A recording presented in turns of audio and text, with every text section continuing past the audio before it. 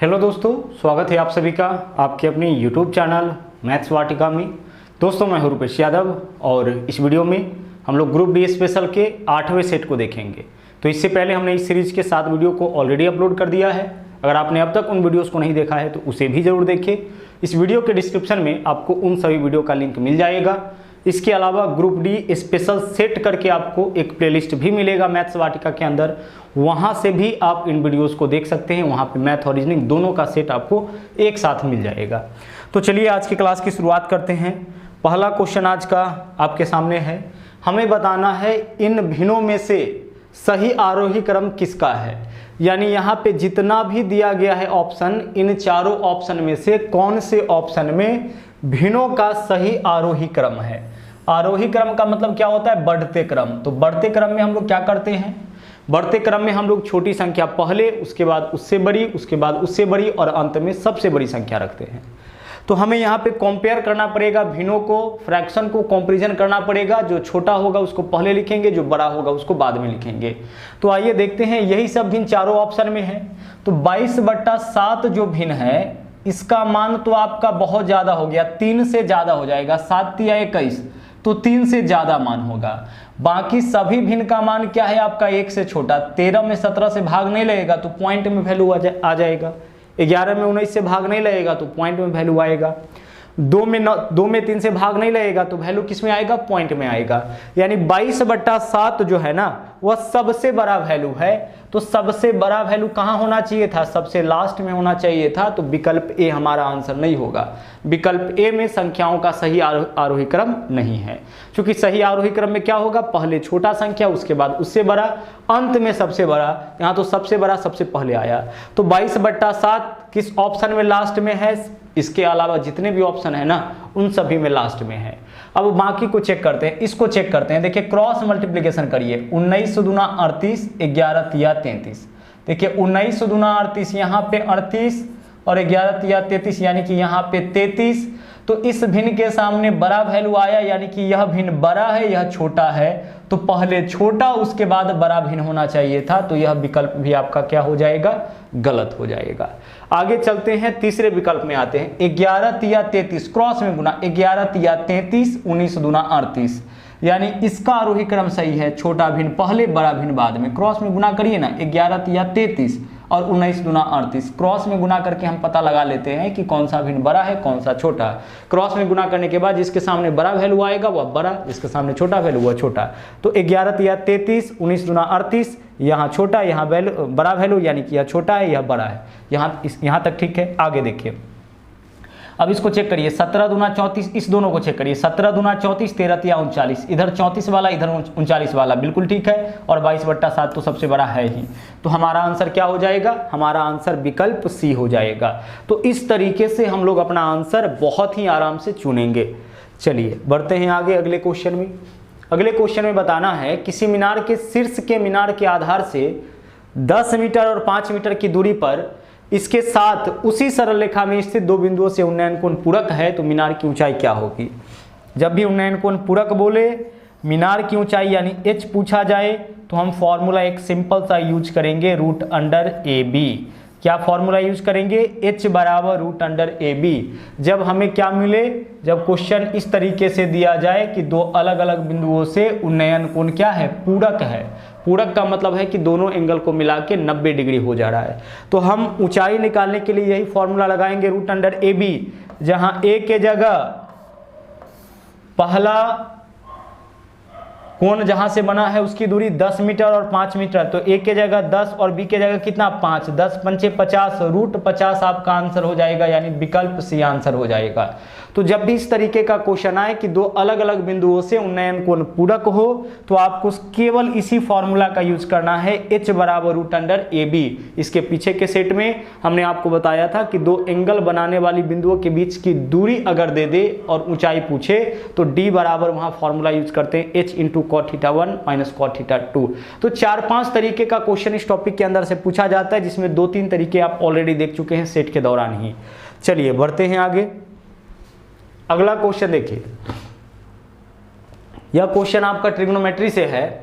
बोला गया है sin a + b का मान 1 है और कॉस ए माइनस बी का मान √3/2 है। इसके अलावा कंडीशन है ए का मान जो है वह बड़ा है बी से, तो हमें बी का मान बताना है।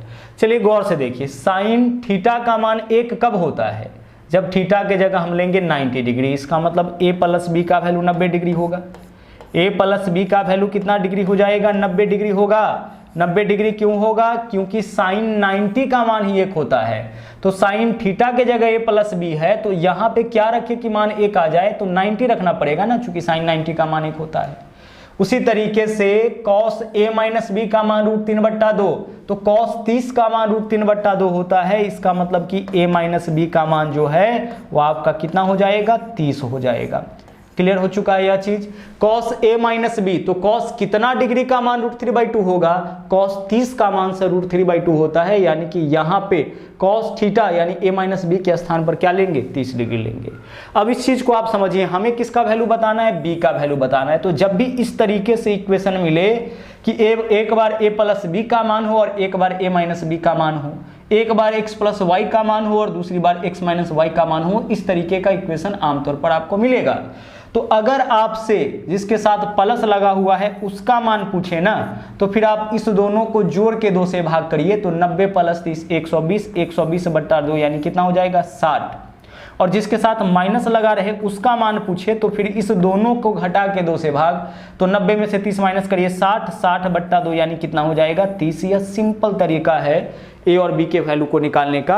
अगर a प्लस बी का मान दे और a माइनस बी का मान दे, b का मान पूछे तो दोनों को घटा के 2 से भाग, तो 90 में से 30 माइनस करिए 60, 60 का आधा कितना हो जाएगा? 30, b का मान 30।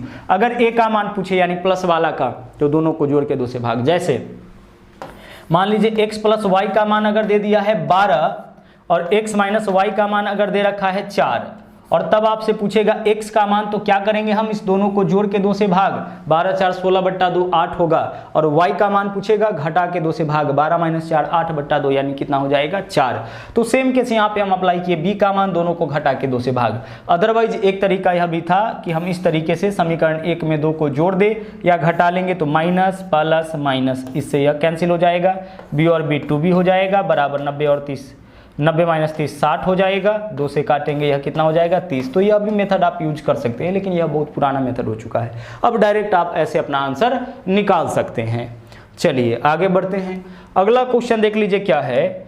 बोला यह गया है कि एक समबाहु त्रिभुज के प्रत्येक भुजा 12 सेंटीमीटर है। किसी समबाहु त्रिभुज के प्रत्येक भुजा का माप 12 सेंटीमीटर, तो इसके परिवृत्त का क्षेत्रफल, कहने का मतलब देख लीजिए क्वेश्चन क्या है। यह हो गया हमारा वृत्त, और यह वृत्त कहाँ पे है? यह वृत्त जो है वह समबाहु त्रिभुज के बाहर में है। यह वृत्त कहाँ पे है? एक समबाहु त्रिभुज के बाहर में है, और हमें इसी समबाहु त्रिभुज के बाहर बने वृत्त का क्षेत्रफल बताना है। परिवृत्त का क्षेत्रफल यानी समबाहु त्रिभुज के बाहर में जो वृत्त बना है उसका क्षेत्रफल आपको बताना है। और वृत्त का क्षेत्रफल तभी बता पाओगे ना आप, जब आपके पास वृत्त का त्रिज्या हो। जब तक वृत्त का त्रिज्या मालूम नहीं होगा तब तक आप इस वृत्त का क्षेत्रफल नहीं निकाल सकते हैं। तो ध्यान से सुनिएगा, समबाहु त्रिभुज के परिवृत्त की त्रिज्या, ठीक है। अगर हम बात करें समबाहु त्रिभुज का, तो समबाहु त्रिभुज के परिवृत्त की त्रिज्या, परिवृत्त कहने का मतलब किसके बाहर, समबाहु त्रिभुज के परिवृत्त। अगर समबाहु त्रिभुज के बाहर में कोई वृत्त बने और उसकी आपसे त्रिज्या पूछा जाए, तो एक छोटा सा फॉर्मूला हम लोग यूज करेंगे, और वह फॉर्मूला क्या है आपका? a/√3 है। बहुत ज़्यादा इसका उपयोग करते हैं हम लोग।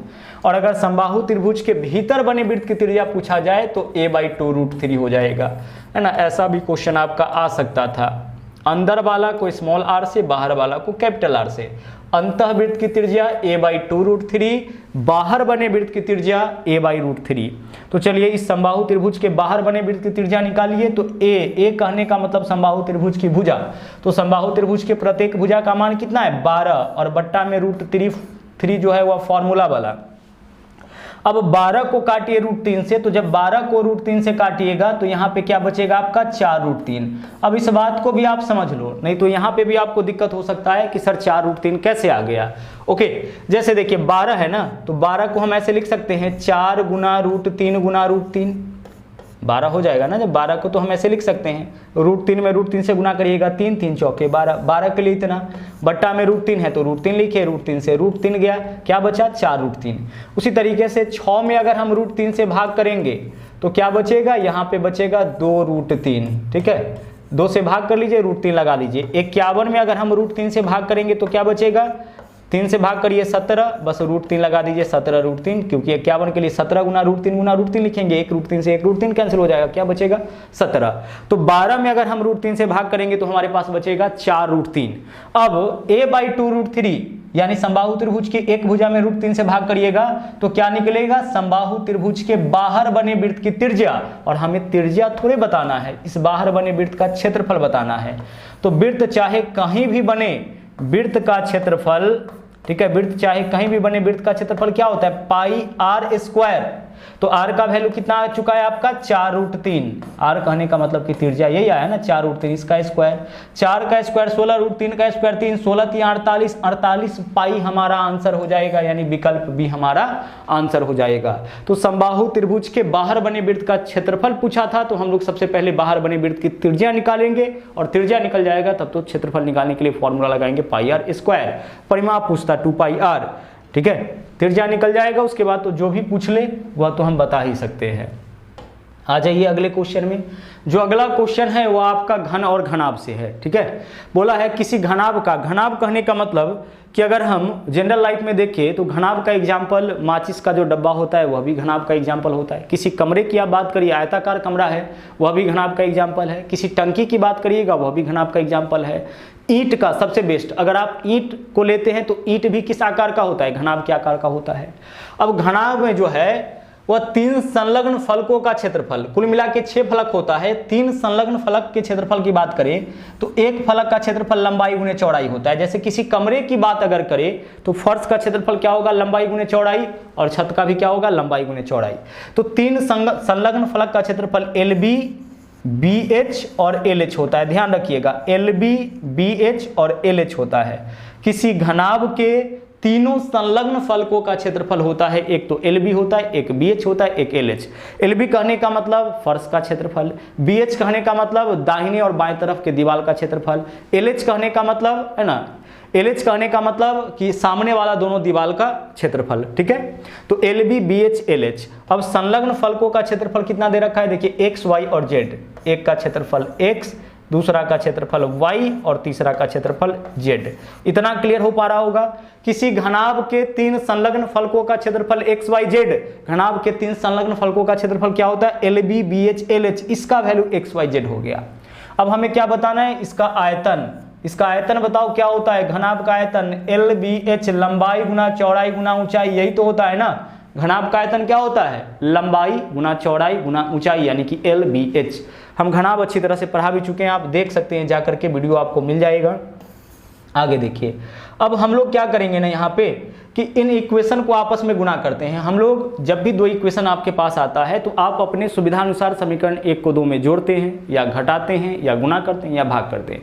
यह पूरी आज़ादी है कि 2 इक्वेशन के साथ आप किसी तरीके का कैलकुलेशन कर सकते हैं, वो हम लोग अपने ज़रूरत के हिसाब से करते हैं। जैसे है ना, समीकरण 1 में से 2 को आप घटाए होंगे, घटाने से क्या होता है कि अगर 2 वेरिएबल है तो उसमें से 1 कट जाता है, तो 2 वेरिएबल में से काटने के लिए हम लोग अपने सुविधानुसार जोड़ते हैं, घटाते हैं, कुछ भी करते हैं। तो यहाँ पे हम गुणा करेंगे, तो अगर गुणा करिएगा तो LB, BH, LH गुणा करिए तो L 2 बार L स्क्वायर, B 2 बार B स्क्वायर, H 2 बार H स्क्वायर, यानी LBH का क्या हो जाएगा इस तरफ होल स्क्वायर। कब, जब हम इसको इन इक्वेशन को आपस में गुणा करेंगे तो LBH का होल स्क्वायर बराबर इधर क्या हो जाएगा आपका XYZ। LBH के होल स्क्वायर का वैल्यू कितना, XYZ आया। और अब आप हमें बता दो कि LBH का वैल्यू क्या होगा। तो अगर आप स्क्वायर हटाओगे तो इसका रूट हो जाएगा, हाँ सर हो जाएगा, √XYZ। और LBH का मतलब क्या होता है, लंबाई गुने चौड़ाई गुने ऊंचाई, यानी आयतन। आयतन कितना आ गया, √XYZ, यानी हमारा आंसर विकल्प सी हो जाएगा। आयतन ही तो पूछा था LBH का वैल्यू कितना आ गया, √XYZ। तो बहुत ही बेहतरीन क्वेश्चन था। कॉन्सेप्ट इसके जो भी बताए गए हैं उसको आराम से आप समझिएगा, फिर क्वेश्चन को सोल्व करिएगा। चलिए अगले क्वेश्चन में आ जाइए। अगला क्वेश्चन आपका बेलन से है। बोला है दो लंबवृत्तीय बेलन के त्रिज्याओं में 2:3 का अनुपात। देखो दो बेलन की बात की जा रही है, दोनों के त्रिज्या में 2:3 का अनुपात मीन्स कि पहला का अगर त्रिज्या 2 है तो दूसरा का त्रिज्या 3, और त्रिज्या को हम r से दर्शाते हैं। उनके ऊंचाइयों का, बेलन के ऊंचाइयों का क्या अनुपात है? अनुपात है ऊंचाइयों का 5:3, यानी पहला का ऊंचाई 5 तो दूसरा का ऊंचाई कितना? 3। अब आगे देखिए क्या पूछा है, उन बेलन के आयतनों का अनुपात। हमें क्या बताना है? इन दोनों बेलन के आयतन का, यानी कि वॉल्यूम का। आयतन को अंग्रेजी में हम लोग क्या कहते हैं? वॉल्यूम कहते हैं। तो इन दोनों बेलन के आयतनों का अनुपात देखिए, पहला बेलन का त्रिज्या 2, दूसरा का त्रिज्या 3। पहला बेलन का ऊंचाई 5 और दूसरा का ऊंचाई 3। अब हमें क्या बताना है? दोनों के आयतन का अनुपात। तो बेलन का आयतन क्या होता है? पाई, तो लिखो पाई r²। तो पहला का त्रिज्या 2 तो 2 का स्क्वायर कितना? 4 इंटू h, तो h कितना है? 5। देखो पहला बेलन का त्रिज्या 2 है और ऊंचाई 5 है, तो पाई r², तो 2 का स्क्वायर 4 h, पाई r² h हो गया। अनुपात है तो अनुपात। दूसरे बेलन का आयतन पाई r², तो 3 का स्क्वायर 9 और h 3, पाई r², 3 का स्क्वायर 9 इंटू h के जगह 3। पहला बेलन का त्रिज्या इतना, ऊंचाई इतना, दूसरे बेलन का त्रिज्या इतना, ऊंचाई इतना, तो पहला का आयतन दूसरा का आयतन, दोनों के आयतन का अनुपात ही पूछ रखा था। अब इसमें देखो कुछ कटेगा क्या? पाई से पाई तो कटेगा, 5 चौके 20 हो गया इधर, और इधर 9 तिया 27 हो गया, यानी दोनों बेलन के आयतन में क्या रेशियो होगा? 20:27 का, यानी विकल्प सी जो है वो हमारा सही आंसर इस क्वेश्चन का हो जाएगा। ठीक है, चलिए आगे बढ़ते हैं। अगला क्वेश्चन देख लीजिए क्या है। बोला है वह सबसे छोटी संख्या ज्ञात करें जिसमें 3105 जोड़ दिया जाए तो वह 3, 4, 5, 6 से पूर्णतः विभाजित हो जाए। क्वेश्चन देखिए क्या है। बोला है कि वह छोटा से छोटा संख्या बताइए जिसमें अगर हम 3105 जोड़ दें ना, ठीक है, जिसमें हम 3105 अगर हम जोड़ दे तो वह आपका 3, 4, 5 और 6 से पूरी तरह से विभाज्य हो जाए, ऐसा आपको एक संख्या बताना है। तो देखिए 3 से वही संख्या कटेगा जिसके अंकों का योग 3 से कटे, यह बात पता है आप सब लोगों को। 3 से वही कटेगा जिसके अंकों का योग 3 से कटे। 4 से वही संख्या कटेगा जिसके अंतिम में या तो 2 जीरो हो या जिसका अंतिम 2 अंक 4 से कटे। 5 से वही कटता है जिसके अंतिम में 0 हो, और 6 से वही कटेगा जो 2 और 3 दोनों से कटता हो। तो यह टेस्ट ऑफ डिविजिबिलिटी में सब आपको पढ़ाया गया होगा। 2 से कौन कटता है, 3 से कौन सी संख्या कटता है, 4 से कौन कटता है, यह सब चीजें। ओके, अब देखो आप, अब 3105 में हम किसे जोड़े? तो बाई ऑप्शन हम बनाते हैं। 95 जोड़िए तो 3105 में, तो 3105 में 95 जोड़िएगा तो कितना हो जाएगा? 3200 हो जाएगा। होगा 3105 को किस छोटी से छोटी संख्या में जोड़ा जाए? तो विकल्प ए में जोड़ के देखिए। तो 3105 में 95 जोड़ेंगे 3200, क्या 3200 3 से कटेगा? नहीं कटेगा, अंकों का योग 5 है, 3 से नहीं कटा, तो आगे हम चेक भी नहीं करेंगे क्योंकि इन सब से कटना चाहिए। चलिए आगे बढ़ते हैं, दूसरे ऑप्शन को चेक करते हैं। 3105 को 15 में जोड़िए तो 3105 प्लस 15 3120 होगा, और 3105 में 15 ऐड करेंगे 3120 हो जाएगा। ठीक है, हो जाएगा। अब चेक करिए, 3 से कटेगा, अंकों का योग 3, 1, 4, 2, 6, 3 से कट जाएगा। 4 से अंतिम 2 अंक 4 से कट रहा है, 4, 5, 20, 5 से अंतिम में 0 है, 5 से कट जाएगा। 6 से 2 और 3 से कटा है तो 6 से भी कट जाएगा। तो हमारा आंसर क्या हो जाएगा? विकल्प बी, यानी 3105 में जैसे ही हमने 15 जोड़ा, जो संख्या बना वह संख्या 3, 4, 5 और 6 से पूरी तरह से विभाज्य हो गया। ठीक है, चलिए आगे बढ़ते हैं। अगला क्वेश्चन देखिए क्या है। एक्स और वाई दो पाइप क्रमशः 24 घंटे और 32 घंटे में एक टैंक को भर सकते हैं। ठीक है, अच्छी बात है। इस क्वेश्चन को भी ध्यान से समझिएगा। एक्स भर सकता है 24 घंटे में, ठीक है, और वाई भर सकता है कितने समय में? 32 घंटे में। अगर हम आपसे कहे कि आप टंकी का क्षमता बता दो तो निकाल सकते हो इस दोनों का एलसीएम। 24, 32 का एलसीएम कितना? 96, तो टंकी का क्षमता 96। 24 घंटा में 96, तो 1 घंटा में 24 चौके 32 दिया। यहाँ क्या निकाली हम लोग? प्रत्येक टंकी के द्वारा 1 घंटा में भरा गया मात्रा। सबसे पहले हम लोग नल और टंकी का क्वेश्चन हो या टाइम एंड वर्क का क्वेश्चन हो, हम लोग टंकी का क्षमता निकालते हैं। जितना भी टंकी को अलग अलग भरने में समय, जितने भी पाइप के द्वारा टंकी को अलग अलग भरने में लगा समय दिया गया है उसका एलसीएम, तो 24, 32 का एलसीएम 96। एलसीएम भी कैसे निकालेंगे? दोनों में से बड़का को पकड़ेंगे, उसका पहाड़ा तब तक पढ़ेंगे जब तक छोटका ना काटे। तो 32 दूना 64 नहीं काटेगा, 32 तिरिक 96 काटेगा, एलसीएम 96। 24 चौके 96, 1 घंटा में 4 लीटर, 32 तिरिक 96, 1 घंटा में 3 लीटर भरेगा। अब आगे देखिए क्या बोला है। दोनों पाइप को एक साथ खोला गया, पहली पाइप को किस समय बंद कर देना चाहिए? यह लाइन इंपॉर्टेंट है। पहला पाइप किस समय बंद कर दे कि टैंक केवल 16 घंटा में भर जाए। पहला पाइप जो है वह कितने समय के बाद बंद कर दे कि टंकी 16 घंटे में भर जाए। क्वेश्चन ध्यान से सुनिएगा, बोला है कि जो पहला है इसको कितना समय चलाकर बंद कर दे कि 16 घंटा में टंकी भर जाए। इसका मतलब है कि जो दूसरा पाइप होगा वह शुरू से लेकर के 16 घंटा तक चला होगा। पहला के बारे में बोला है ना कि कितना चला के इसको बंद कर दे कि 16 घंटा में टंकी भर जाए, तो दूसरा के बारे में तो नहीं बोला है, यानी कि दूसरा पूरा 16 घंटा चला होगा।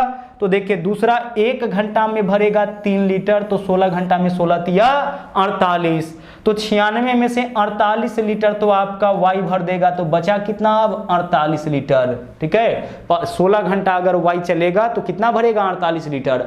अब जो बच गया है 48 लीटर इसी को कौन भरेगा, एक्स, और जब तक 48 लीटर एक्स ना भर दे तब तक हम एक्स को चलाएंगे। तो एक्स 1 घंटा में भरेगा 4 लीटर, तो 48 लीटर भरने में 48/4 यानी कितना समय लगेगा इसको, 12 घंटे का समय लग जाएगा। 12 घंटे का किसको, एक्स को पूरी टंकी को भरने में, यानी एक्स को 12 घंटा चलाएंगे और उसके बाद हम क्या करेंगे, पहले पाइप को कर देंगे बंद, उसके बाद 16 घंटा चलेगा, टंकी भर जाएगा। 16 घंटा पूरा वाई चला है ना। पुनः एक बार देखिए, हम फिर से आपको समझाने का प्रयास करते हैं। बोला है दोनों पाइप को एक साथ खोला गया, पहली पाइप को किस समय बंद करें कि टैंक भरने में 16 घंटा लगे, तो पहला को बंद किया गया है ना, यानी दूसरा पूरा 16 घंटा चला होगा, तो 16 घंटा में कितना भर देगा, 16 तिया 48, तो बचा कितना 96 में से 48 भर गया, बचा अब 48। अब यह 48 लीटर कौन भरेगा, पहला, तो 48 लीटर जितने समय में यह भरेगा उतने ही समय इसको चला के बंद कर देना है। तो यह 1 घंटा में 4 भरता है, तो 48 भरने में 48/4 यानी 12 घंटा, तो पहला को 12 घंटा चला के बंद कर देंगे। यही हमसे पूछा था, आंसर विकल्प बी हो जाएगा। चलिए आगे बढ़ते हैं, अगला क्वेश्चन देख लीजिए क्या है। बोला है एक बैग में 25 पैसे, 10 पैसे और 5 पैसे के सिक्के हैं। देखिए 25 पैसे, समझिएगा इस क्वेश्चन को भी आराम से, 25 पैसे, 10 पैसे और इसके अलावा कितना है आपका 5 पैसे। अच्छा, ये जो सिक्का है वह किस रेशियो में है, 1:2:3 के अनुपात में रखा गया है। 1:2:3 के अनुपात में रखा गया है, मतलब कि इनके संख्याओं का यह रेशियो है। किसका रेशियो है, इनके संख्याओं का। संख्या कहने का मतलब है कि 25 पैसा वाला अगर 1 सिक्का तो 10 पैसा वाला 2, 5 पैसा वाला 3 सिक्का होगा। बैग में 25, 10 और 5 पैसे के सिक्के 1:2:3 के अनुपात में है। 1:2:3 के अनुपात में है, इसका मतलब कि इसके संख्या में यह अनुपात है। क्लियर। अब आगे देखिए क्या बोला, यदि इनका कुल मूल्य 180 रुपए, सबका कुल कीमत 180 रुपए। यहां कीमत रेशियो में नहीं दिया है, रेशियो में क्या दिया है, संख्या। और ध्यान रहे जब भी ऐसा क्वेश्चन आता है रुपया पैसा वाला, तो अगर रेशियो संख्या का देगा ना तो सिक्कों का कुल मूल्य देगा, और अगर सिक्कों की कुल संख्या देगा तो रेशियो आपका मूल्य का देगा। हमेशा उल्टा देता है, यानी आपको कन्वर्ट करना ही पड़ेगा। कन्वर्ट करने के लिए आप तैयार ही रहिएगा। तो अब हमें संख्या से क्या करना है, सिक्कों के मूल्य में जाना है। मूल्य में हम क्यों जाएंगे, क्योंकि कुल कीमत दिया गया है, तो कुल कीमत निकालेंगे तभी तो बराबर करेंगे ना, या तो सिक्कों का संख्या है। अब मूल्य में कैसे जाएंगे, तो 25 पैसा वाला सिक्का का संख्या 1 है, जितना सिक्का होगा ना उसके बट्टा में 4 करिएगा तो कीमत निकल जाएगा, चूंकि 4 चवन्नी 1 रुपया, 25 पैसा का 4 सिक्का मिलेगा तब 1 रुपया होगा। तो जितना सिक्का का संख्या होगा उसका बट्टा 4 उसका कीमत होगा। 8 सिक्का 8/4 2 रुपया, 10 सिक्का 10/4 2.5 रुपया, 20 सिक्का 20/4 5 रुपए। ठीक है, तो 25 पैसे वाले सिक्कों के संख्या से मूल्य में आने के लिए 4 से भाग। अच्छा, 10 पैसा वाला 10 सिक्का मिलेगा तब 1 रुपया, तो जितना सिक्का होगा ना उसमें 10 से भाग करेंगे तो उसका कीमत निकल जाएगा। और 5 पैसा वाला 20 सिक्का मिलेगा तब 1 रुपया, यानी 5 पैसे वाले सिक्कों के संख्या में 20 से भाग करिएगा ना तो वह आपका मूल्य में कन्वर्ट हो जाएगा। तो सिक्कों के संख्या को हम किस में कन्वर्ट कर लिए हैं, मूल्य में कन्वर्ट कर लिए हैं। 25 पैसा वाला में 4 से भाग, 10 पैसा वाला में 10 से भाग, 5 पैसा वाला में 20 से भाग करिएगा तो सिक्का के संख्या से आप किस में कन्वर्ट हो जाइएगा, मूल्य में। अब यहाँ जो रेशियो आया है वह आपका बैलेंस नहीं है, तो इसको पहले बैलेंस करिए। रेशियो अगर भिन्न के रूप में आएगा बैलेंस नहीं समझा जाएगा, बैलेंस करिए। बैलेंस करने का तरीका नीचे वाला का एलसीएम, तो 4 10 20 का एलसीएम 20। अब 4 से भाग करिए 20 में, 4 पंचे 20, 1 में 5 से गुना 5। बैलेंसिंग का यह तरीका है, सबके नीचे वाला का एलसीएम लीजिए, प्रत्येक के नीचे वाला से एलसीएम में भागफल से ऊपर वाला में गुना। 10 गुना 20 तो 2 दूना 4 हो जाएगा। और उसी तरीके से 20 एकम 20 तो 3 में 1 से गुना करेंगे 3। बस रेशियो बैलेंस हो गया, या मूल्य का ही रेशियो है लेकिन रेशियो आपका किस फॉर्म में आ गया, बैलेंस फॉर्म में आ गया।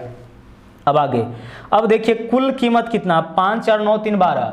सभी प्रकार के सिक्कों का कुल कीमत अनुपात 12 जबकि सभी प्रकार के सिक्कों का कुल कीमत 180 रुपए। तो अनुपात 12 का वैल्यू 180 रुपए, तो 1 का वैल्यू क्या होगा 15 गुने 12 होता है, यानी अनुपात 1 का वैल्यू 15 रुपए। क्लियर। अब अनुपात 1 का वैल्यू 15 रुपए, तो हमसे क्या पूछा है 10 पैसे वाले सिक्कों की संख्या। तो अनुपात 1 का वैल्यू 15 रुपए, तो 10 पैसा वाला सिक्का कितना है अनुपात 4, यानी 15 चौके 60 रुपए। ध्यान रखिएगा कितना हो गया 60 रुपए। अनुपात 1 का वैल्यू 15 रुपए है, तो 4 का वैल्यू कितना 60 रुपए।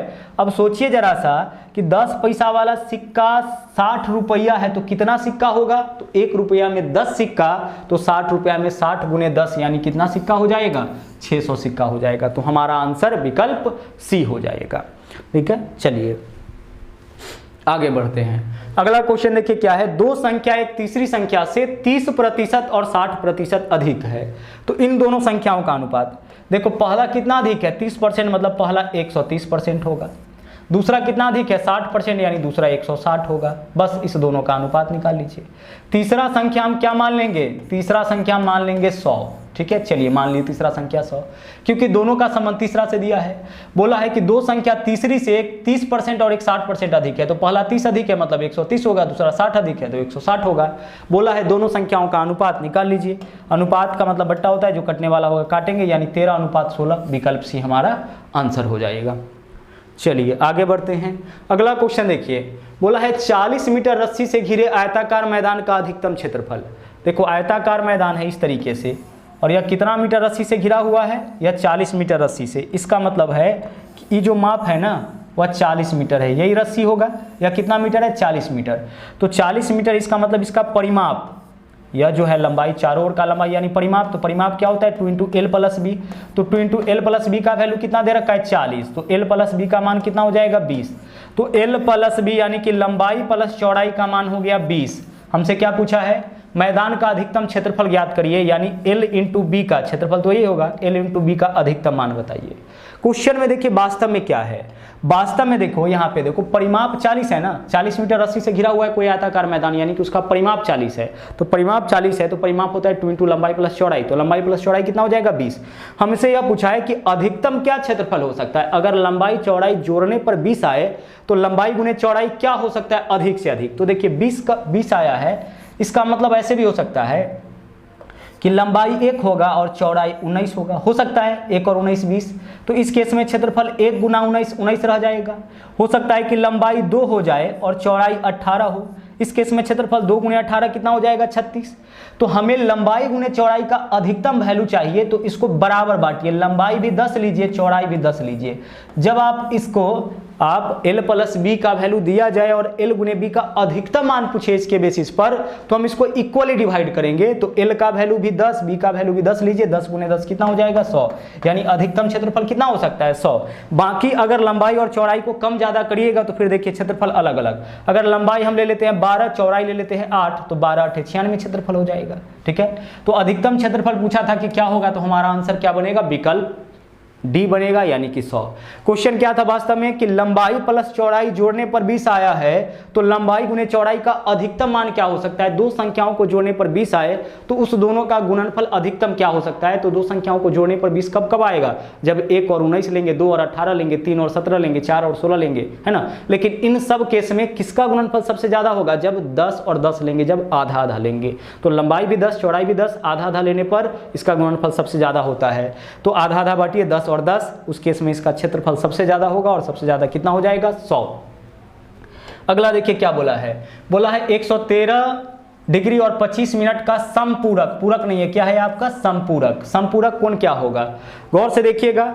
समपूरक कोण अगर आपको पता करना होगा तो दिए गए कोण को कहां से माइनस करिएगा, 180 डिग्री में से जैसे ही कोण को माइनस करिएगा तो कोण आपको समपूरक प्राप्त हो जाएगा। जैसे 130 डिग्री का समपूरक बताइए, तो 150 डिग्री में से 180 डिग्री में से 130 डिग्री माइनस करिए, कितना हो जाएगा 50 डिग्री हो जाएगा। उसी तरह से 40 डिग्री का समपूरक क्या होगा, 180 - 40 करिए, ठीक है 140 डिग्री हो जाएगा। समपूरक कहने का मतलब जिन दो कोणों का योग 180 डिग्री होगा वह समपूरक कहलाता है, और पूरक का मतलब होता है जिन दो कोणों का योग 90 डिग्री होगा वह पूरक कहलाएगा। यहाँ पूरक नहीं है समपूरक है, ध्यान रखिएगा। अब हमने आपसे क्या कहा कि जिन दो कोणों का योग 180 डिग्री होगा वह क्या कहलाएगा, समपूरक। तो अगर संपूरक कोण आपको बताना होगा किसी भी कोण का तो 180 में से माइनस करेंगे। जैसे 100 डिग्री का संपूरक 180 माइनस 100 80 डिग्री होगा। 50 डिग्री का संपूरक 180 माइनस 50 130 डिग्री हो जाएगा। तो उसी तरीके से इस कोण का हमें संपूरक कोण बताना है तो 180 डिग्री में से माइनस करेंगे। तो 180 डिग्री में से इसको माइनस नहीं कर पाएंगे, तो हम ऐसा करते हैं 180 डिग्री के लिए लिख सकते हैं 179 डिग्री और 60 मिनट, ऐसे लिख सकते हैं। क्योंकि 1 डिग्री बराबर जो है ना वह कितना मिनट होता है, 60 मिनट होता है। तो हम 1 डिग्री के बदले में क्या लिख सकते हैं, 60 मिनट, ऐसे लिखते हैं। तो 180 डिग्री के लिए हम 179 डिग्री और 60 मिनट लिख सकते हैं, क्योंकि 60 मिनट का मतलब 1 डिग्री है, कुल मिला के 180 डिग्री हो गया। अब यह 180 डिग्री है, इसमें से 113 डिग्री और 25 मिनट को घटा लीजिए, पता लग जाएगा कि इसका संपूरक कोण क्या होगा। देखो चूंकि क्वेश्चन आपका डिग्री और मिनट में है, इसलिए 180 को भी हम लोग डिग्री और मिनट में कन्वर्ट किए और तब जाकर के इसमें से हम इसको कन्वर्ट किए। अभी भी यह कितना है, 180 डिग्री ही है। माइनस करिए, इसको माइनस करिएगा 5 हो जाएगा, 5 में से 2 माइनस करिएगा 3 हो जाएगा, 9 में से 6 यानी 66 डिग्री 35 मिनट, आंसर विकल्प बी हो जाएगा, 66 डिग्री और 35 मिनट। चलिए आगे बढ़ते हैं। अगला क्वेश्चन देखिए क्या है, किसी त्रिभुज ABC में AB बराबर BC। चलो त्रिभुज पहले आप बना लो, यह हमारा त्रिभुज हो गया। इस त्रिभुज का नाम भी दे रखा है इस क्वेश्चन में ABC। अच्छा एक चीज और बोला है कि AB बराबर BC, तो AB बराबर BC इस तरीके से हम लोग बराबर भुजाओं को दर्शाते हैं।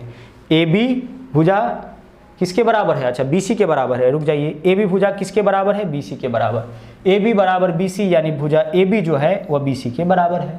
आगे बोला है और कोण C का माप 75 डिग्री। देखिए कोण C का माप, इस वाले कोण का माप कितना दे रखा है, 75 डिग्री दे रखा है। क्लियर, इस वाले कोण का माप 75 डिग्री, तो कोण B का मान यानी इस वाले कोण का माप क्या होगा, यही पूछा है ना।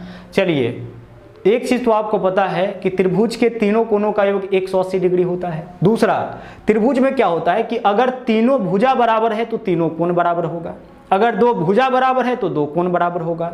अब 2 भुजा बराबर होगा तो कौन सा 2 कोण बराबर होगा, तो बराबर भुजाओं के सामने का कोण बराबर होगा।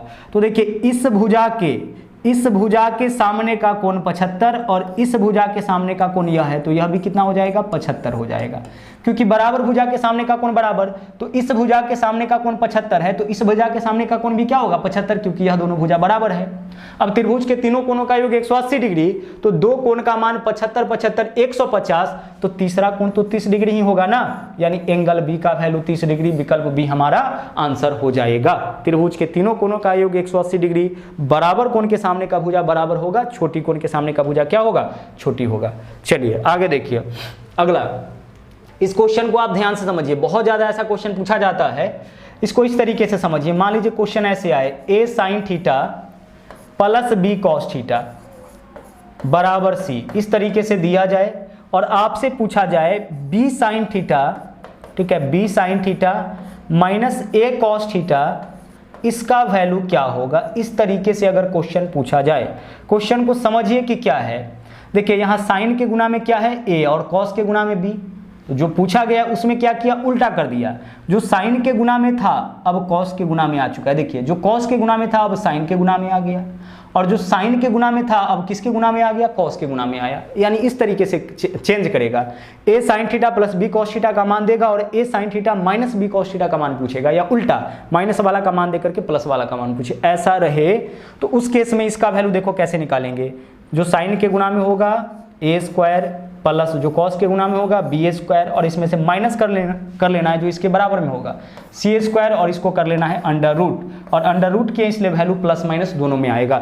यानी A square plus B square minus C square under root, यही हमारा आंसर हो जाएगा ऐसे क्वेश्चन में। मान लीजिए अगर यहाँ माइनस दे यहाँ प्लस पूछे फिर भी हमारा यही आंसर, यहाँ प्लस दे यहाँ माइनस पूछे फिर भी हमारा यही आंसर।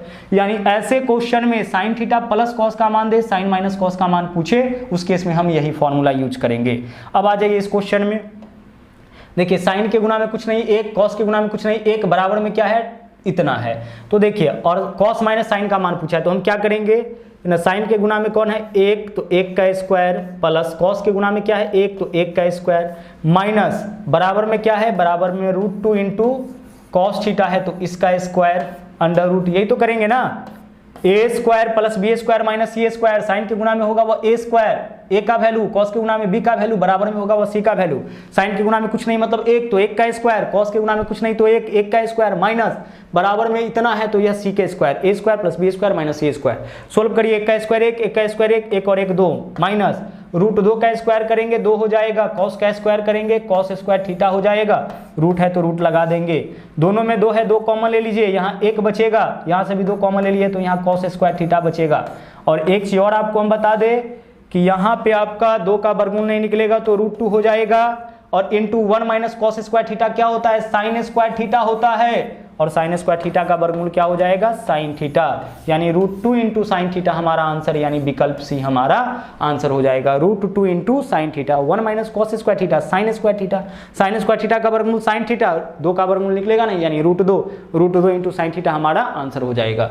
ठीक है, तो जो पैटर्न आपको समझाया गया है उस पैटर्न को, जो फॉर्मूला आपको बताया गया उसको आप याद रखिएगा। तो आज की क्लास में बस इतना ही, वापस मुलाकात होगी अगले दिन इसके अगले सेट के साथ, अगले सीरीज के साथ। तो मिलते हैं अगले दिन। थैंक यू, जय हिंद।